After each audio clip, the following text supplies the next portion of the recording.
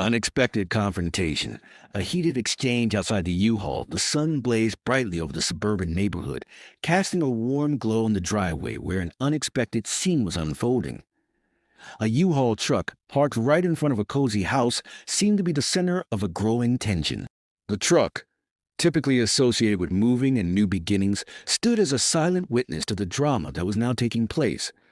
A woman in an orange tracksuit stood in front of the truck, her arms raised in frustration.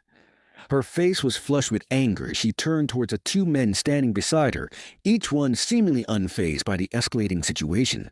The first man, a police officer, stood rigidly by her side, his hand resting on his belt. His expression was stern, his eyes scanning the scene with a mixture of confusion and authority. He had been called to the scene for a reason, but it was clear that even he was struggling to understand the full extent of the disagreement. His presence only seemed to add to the tension as he tried to assess what was happening. On the other side, the second man, dressed casually in a navy blue polo and khakis, stood with his hands in his pockets, a slight grin tugging at the corners of his lips. He looked as though he was enjoying the exchange, almost as if the argument was some form of entertainment. His relaxed posture contrasted sharply with the woman's frantic gestures. She was clearly upset, her eyes wide as she argued with the man, her words lost in the wind, but her frustration unmistakable.